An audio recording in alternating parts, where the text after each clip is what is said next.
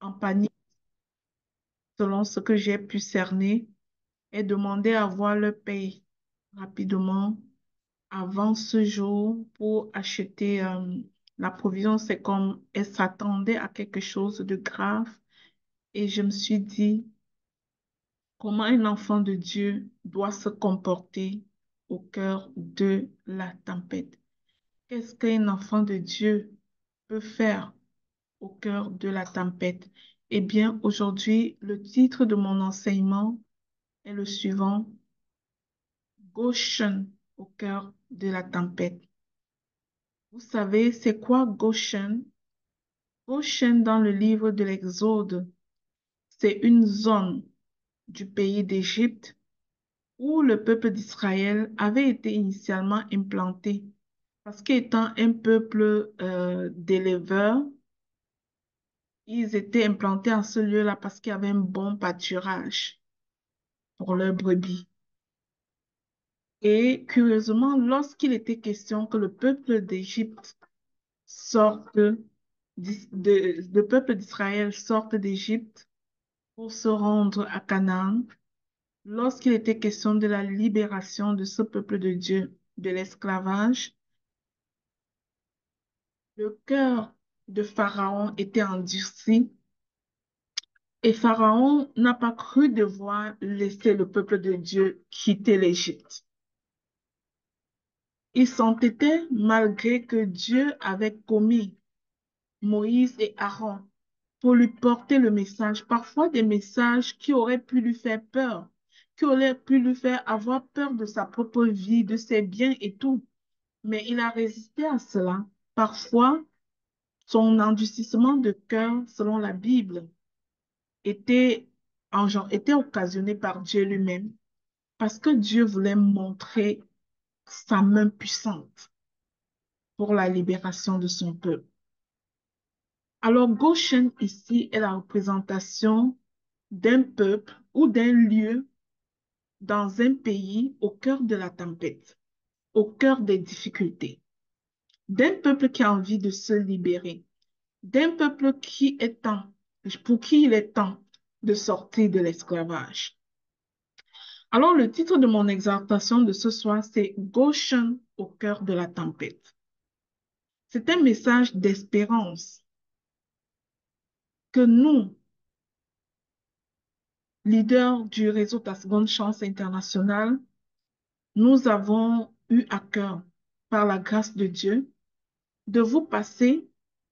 C'est un message d'espérance et de positionnement spirituel pour les familles du Cameroun au cœur de cette situation post-électorale. Nous avons senti l'obligation de le faire parce qu'il y a eu des cris des mamans qui sont engagées pour travailler pour les orphelins et qui sont à notre service. Ces mamans-là voulaient absolument leur salaire très tôt ce mois, comme pour voir à leurs besoins d'avance, avant que quelque chose dont elles ont peur n'arrive. Bien-aimés dans le Seigneur, nous allons baser cette exhortation sur un verset du livre d'Exode. Le verset 8, non, l'Exode chapitre 8 au verset 23. Il est écrit, je ferai une distinction entre mon peuple et ton peuple. Dieu s'adressait ainsi à Pharaon. Pharaon étant le puissant, l'homme fort de l'Égypte à ce moment-là. J'imagine que si ces femmes-là dans les orphelinats ont peur, c'est parce que selon elles, elles voient devant elles un homme fort dont elles connaissent le nom peut-être. Mais moi, je parle pour le cas d'Égypte, Pharaon. Et Dieu pouvait dire, je ferai une distinction entre mon peuple et ton peuple. Demain, ce signe se produira, disait l'Éternel. Mes frères et sœurs, famille du Cameroun, notre nation traverse une période d'incertitude. Pour preuve, les mamans expriment une certaine angoisse. Il y a certainement des tensions et des inquiétudes. Je veux te rappeler une vérité spirituelle qui ne change pas, peu importe la situation dans laquelle tu te trouves en ce moment. Cette vérité, c'est que même au cœur de la tempête, Dieu garde un peuple à part, à gauche. Même au cœur de la tempête, Dieu garde un peuple à part. Si tu te reconnais comme enfant de Dieu, tu es ce peuple mis à part, peu importe ce qui se passe. Pendant que l'Égypte vivait les plaies, il existait dans ce lieu préservé, appelé Goshen. Les ténèbres couvraient le pays, mais la lumière brillait à Goshen. Les troupeaux mouraient ailleurs, mais la provision demeurait à Goshen. Cela est l'image du peuple de Dieu, protégé, mis à part, même quand tout semble s'effondrer autour. Nous sommes vos frères et vos sœurs, même si nous sommes loin de vous. Nous voulons vous dire que nous ne sommes pas insensibles à votre angoisse. Mais souvenez-vous que Jésus est vivant et que le combat des enfants de Dieu n'est jamais le combat de la chair. Le combat des enfants de Dieu n'est jamais le combat du sang. C'est un combat juste. C'est un combat de foi en Jésus-Christ.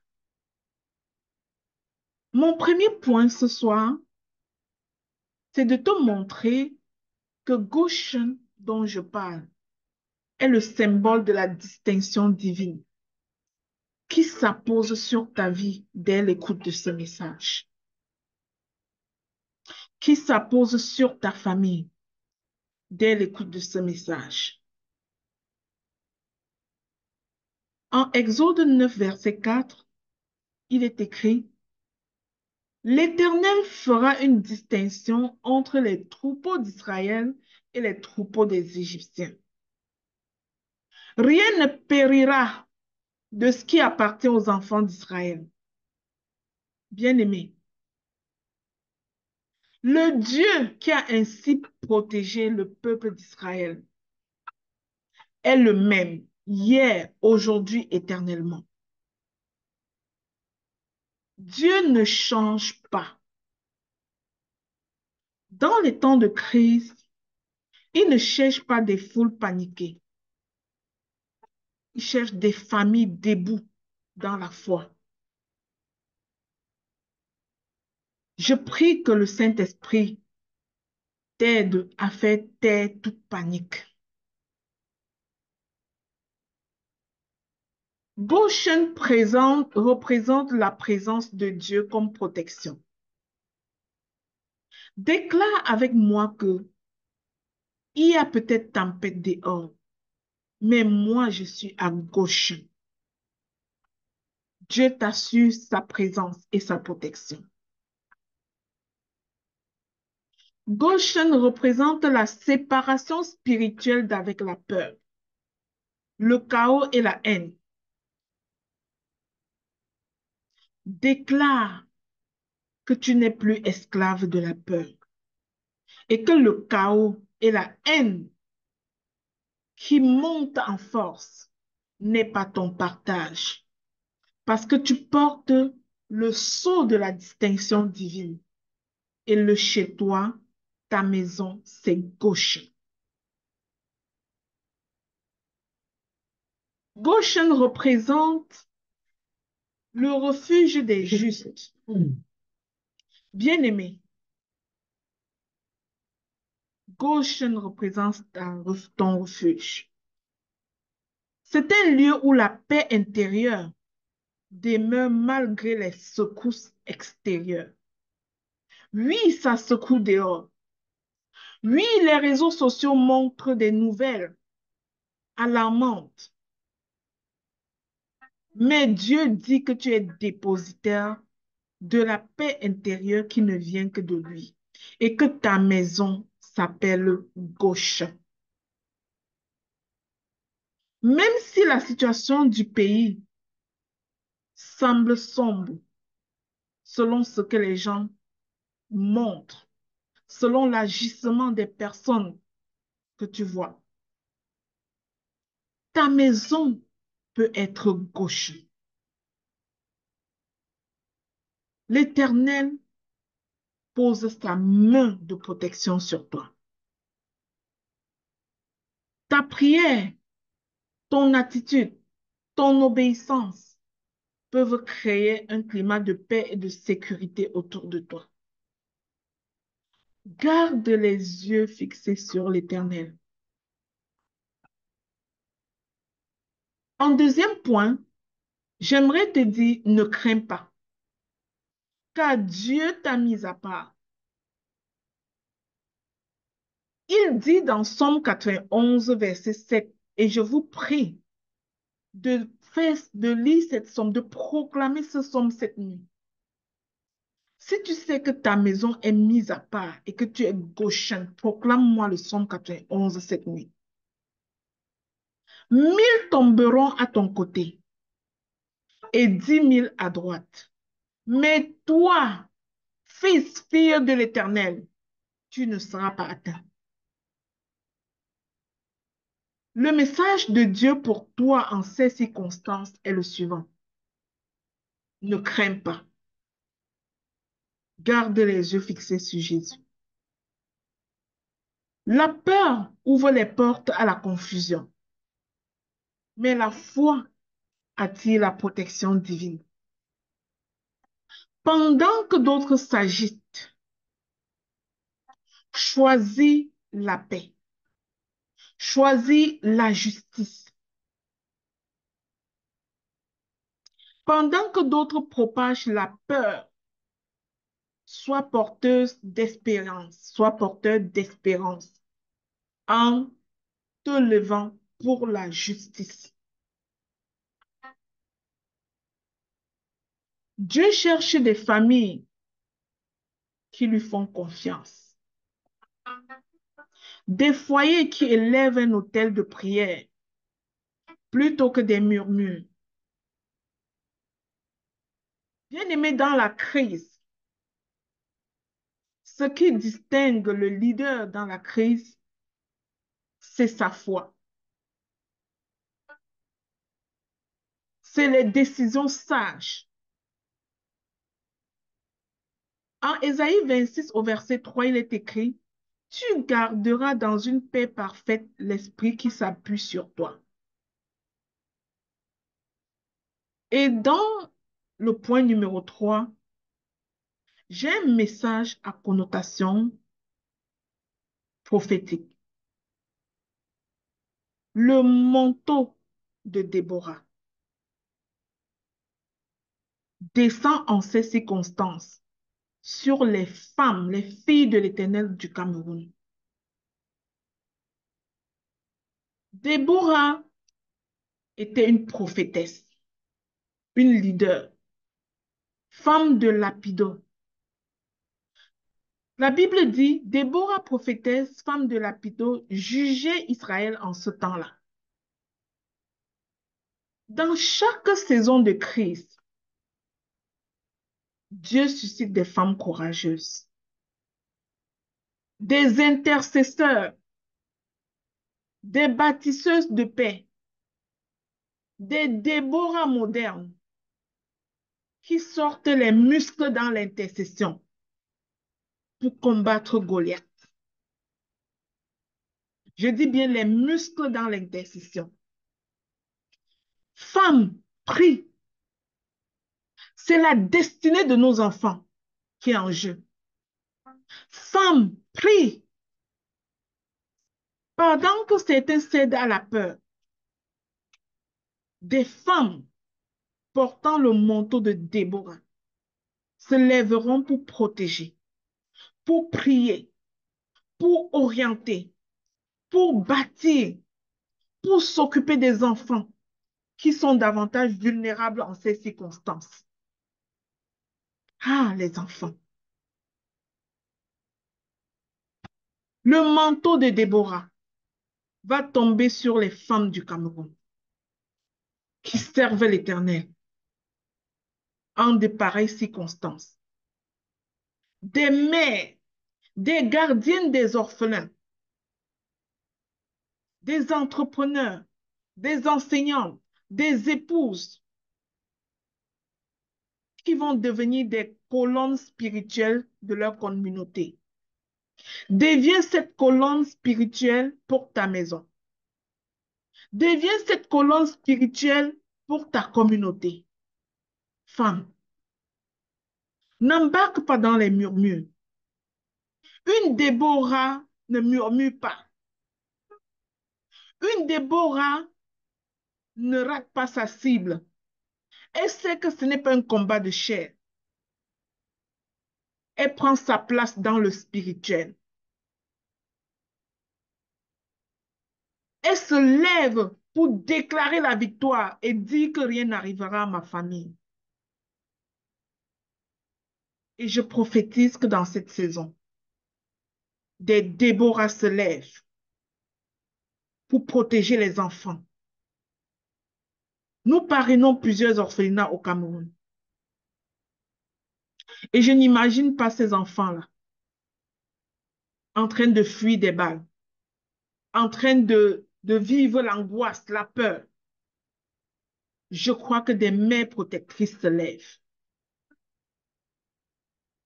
Bien-aimés, femmes Déborah au Cameroun, intercédons pour la paix du pays. Intercédons pour la justice sociale. Devenons des conseillers avec sagesse. Servons sans peur ni compromis les bonnes causes en cette circonstance. La protection des enfants, la protection de nos familles, la sagesse pour construire un avenir meilleur. Déborah dit dans Juge 5, verset 7 que je me suis levée comme une mère en Israël. Je déclare que les femmes se lèvent comme une mère au Cameroun. La maison ne brûle pas là où il y a une mère. Les enfants ne meurent pas de faim là où il y a une mère.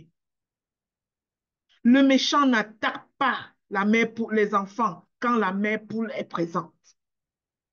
Avez-vous déjà vu une poule bagarrer contre l'épervier qui venait prendre son enfant? Où est cette Déborah?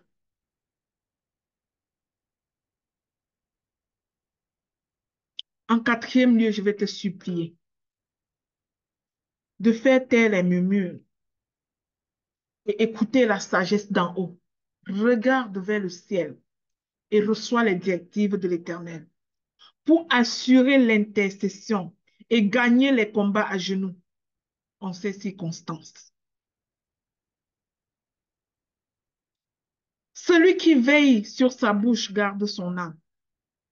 Ne te mêle pas à toutes sortes de choses qui se disent n'importe comment. Veille sur ta bouche, mais garde ta cible bien en vue. Protège ta maison, protège tes enfants. Défends l'avenir de tes enfants. Tiens-toi du côté de la justice. La sagesse d'en haut est pure. Elle est pacifique. Elle est modérée. Elle est conciliante, pleine de miséricorde. Ceux qui ont les chars en main ne savent rien de ce qu'on appelle le pacifisme. Jacques 3, verset 17 dans la Bible le dit. La sagesse d'en haut est pure, pacifique, modérée, conciliante, pleine de miséricorde. Bien-aimés, dans le temps de crise, les mots deviennent des armes. Les murmures, les critiques et les divisions peuvent amplifier la peur. Mais Dieu appelle son peuple à parler avec sagesse. Femme, parle avec sagesse. Sois cette mère qui couvre ta famille de tes ailes, mais qui les défend contre l'ennemi. Est-ce que ce que je t'ai dit apporte la lumière ou alimente la peur? Les familles doivent choisir la sagesse. Les familles doivent appeler Yahweh Sabaoth, le Dieu fort et puissant dans les combats. Garde espoir, mère de famille. Sois tranquille et reconnais que je suis Dieu, dit l'Éternel au Psaume 46, verset 10. Ceux qui se confient en l'Éternel renouvellent leur force. Oui, la tempête peut souffler. Oui, les nations peuvent s'ébranler. Mais Dieu ne change pas. Souviens-toi, Déborah, notre Dieu ne change pas. Le Cameroun ne sera pas détruit. Dieu est Dieu. Le Cameroun peut être purifié, réveillé, repositionné. Tel est ton combat. Famille du Cameroun, Dieu nous appelle à être des porteurs d'espérance. C'est le moment de prier, de bénir et de bâtir. Trois mots, prier, bénir, bâtir. Et c'est dans la foi que nous allons préparer la restauration. Je prie que ton foyer soit un goshen de paix et de lumière. Je prie que la sagesse, la prudence et la paix divine règnent dans ton quartier.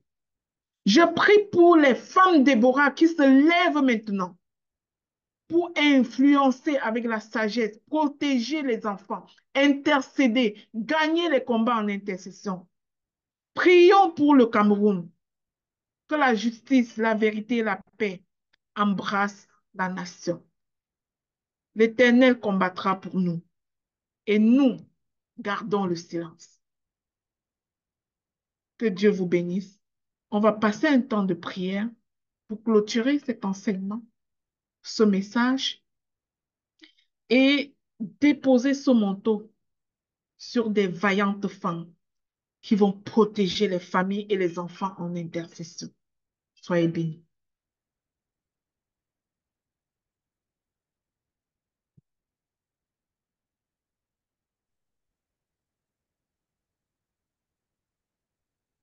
Bien-aimés,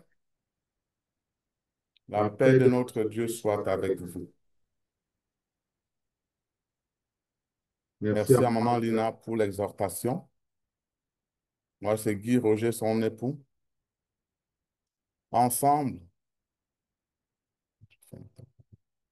ensemble, nous prions, allons prier pour le Cameroun.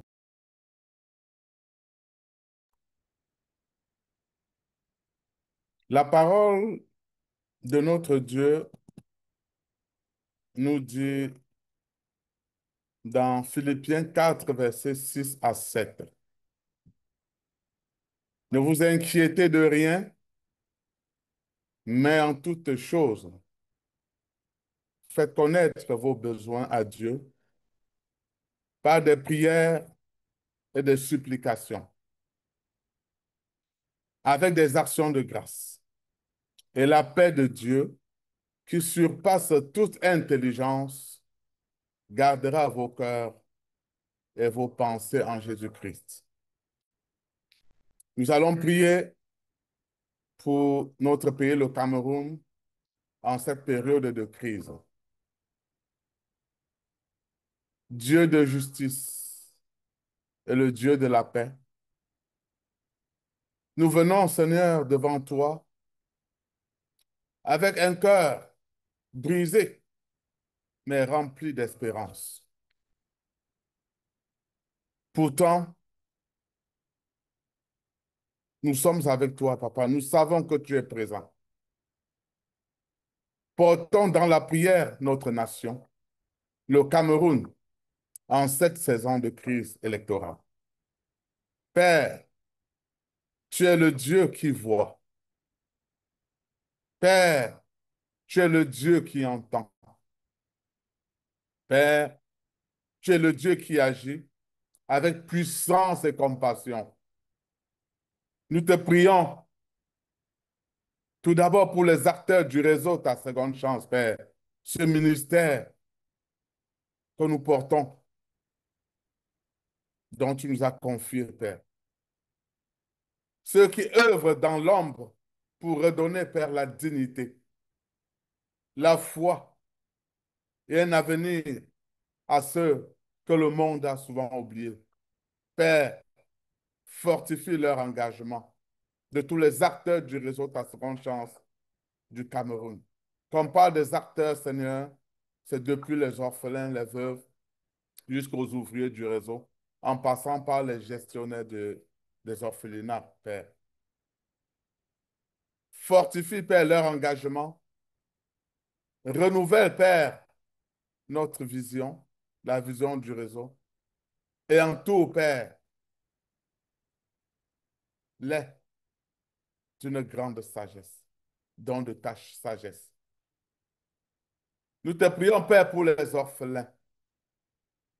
Ces enfants sans repère, Père, sans bras protecteurs, mais jamais hors de ton regard.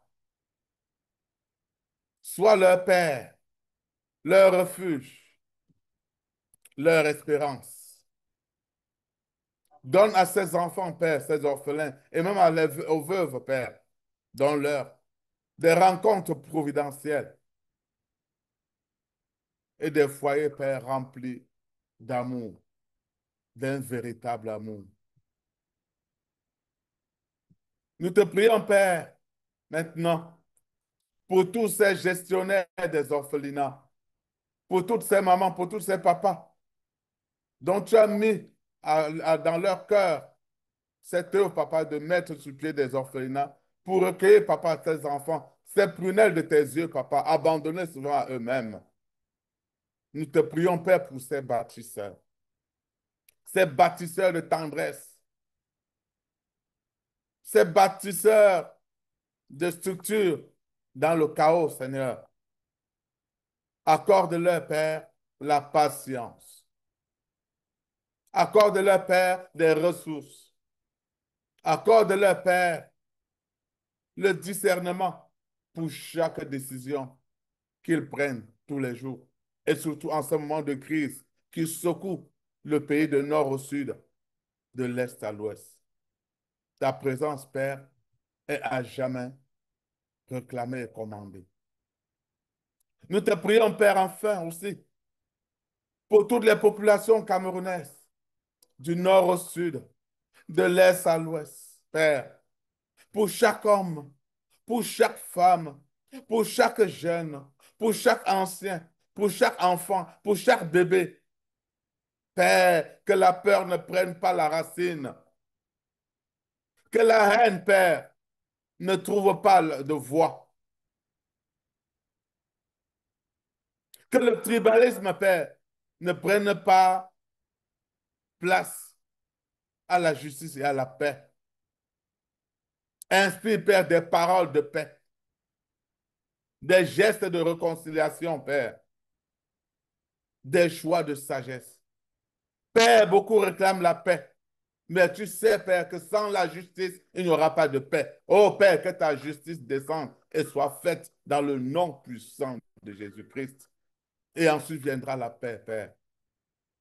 Nous te prions pour les forces de sécurité, Père, qui agissent certains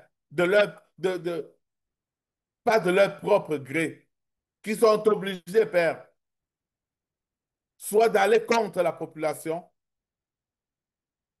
de les réprimer, Père, de les maltraiter. Mais d'autres ont un cœur, papa, un cœur de parent. Nous te prions, Seigneur, pour ces forces de sécurité. Que ceux qui sont appelés à protéger, Père, parfois dans la tension et dans l'incertitude, donne-leur un cœur, papa, un cœur de parents, un cœur d'amour. Garde leur cœur humain, Père, leurs mains justes, leur esprit lucide dans les tâches qu'ils accompliront tous les jours, même s'ils sont sous des ordres, papa. Préserve-les de toute manipulation et rends-les, Père, artisans de la paix, de la justice et de la paix. Nous te prions, Père, pour les dirigeants, pour ceux-là qui ne veulent pas la justice, pour ceux-là qui militent même pour le chaos, pour ceux-là, Père, qui sont parfois sans foi ni loi contre les populations. Mais Père, nous te prions pour eux. Ceux-là qui portent le poids de la gouvernance et de la responsabilité. Éclaire leur conscience, papa. Purifie-les, purifie leurs intentions et guide, Père, leurs décisions. Guide leurs décisions, papa. Fais d'eux des serviteurs du peuple et non des maîtres de pouvoir, prêts à brimer, à écraser, à mater les populations. Merci, Père, pour ton œuvre sur le Cameroun. Seigneur, que ton règne vienne sur le Cameroun, ainsi que tous les pays dans le monde entier qui passent des moments pareils. Nous penserons à la Côte d'Ivoire qui entre également dans cette phase de processus électoral dans quelques jours, Père. Nous prions pour tous ces pays du monde entier qui seront peut-être dans les mêmes situations. Père, que ce soit ton règne qui vienne, comme nous implorons ton règne sur notre pays, le Cameroun. Que ta vérité seule triomphe, papa. Que la justice coule comme un fleuve, Seigneur.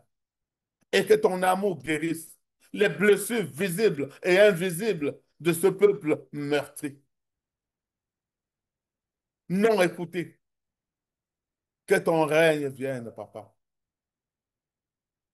Que ta volonté seule s'accomplisse.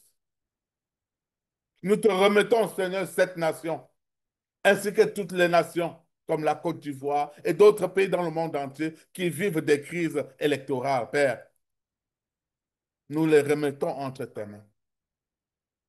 Nous remettons tous ces orphelins entre tes mains. Nous te remettons, Père, cette nation-là, comme nous t'avons dit, Seigneur.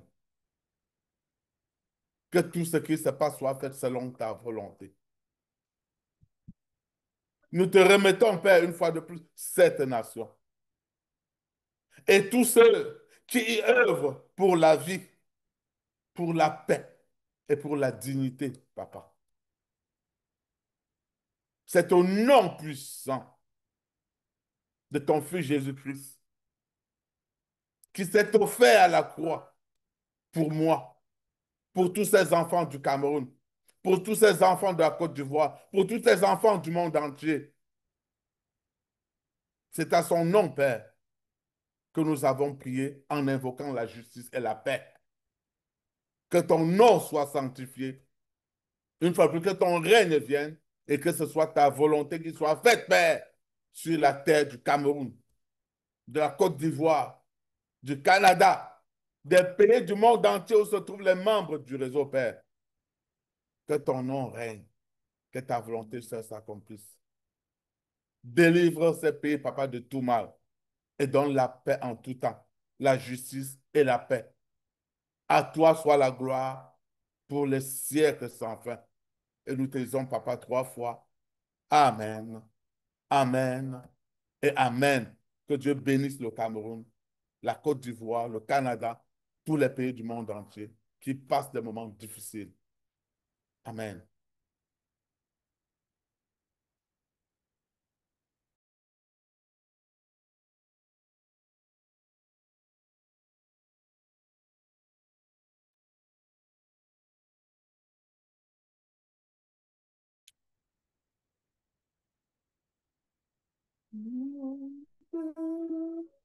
Tu es le roi, tu es le roi de gloire et à jamais. Mon Dieu, tout te revient. Tu es le roi de vie, le roi de gloire. Mon Dieu, que ton nom soit sanctifié, que ton règne vienne et en tout temps. Merci, Papa. Gloire à ton Saint-Nom, Seigneur. Gloire à ton Saint-Nom. Tu es le seul, Seigneur. Alléluia.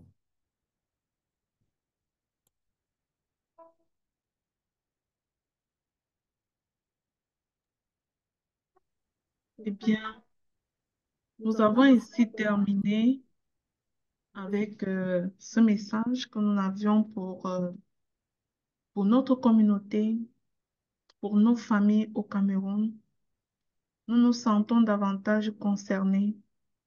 Et comme je vous ai dit au début de cette exhortation, vendredi passé, les mamans que nous avons placées dans les différents orphelinats pour travailler, pour être au service des enfants vulnérables, se sont mis à s'inquiéter. Nous avons reçu des messages de ces mamans qui nous demandaient si on pouvait payer leur salaire assez tôt ce mois. Tout laissait entendre de l'angoisse, de l'anxiété. Quand une maman dit, il faut absolument que j'approvisionne ma maison avant lundi, ça veut dire que dans le cœur de cette maman-là, elle attend des temps difficiles, à tort ou à raison. Elle est inquiète, elle est angoissée. Et les enfants de Dieu doivent avoir une certaine attitude au cœur de la tempête. Et nous vous prions d'écouter ce message. C'est notre message de cœur que le Seigneur a déposé dans notre cœur. Nous demeurons en prière. Activons le feu sur les autels de prière. L'enfant de Dieu combat avec les armes de Dieu. L'intercession. Usons de sagesse. Apaisons les enfants, les petits-enfants. Mais soyons du côté de la justice. Que Dieu vous bénisse abondamment et à très bientôt.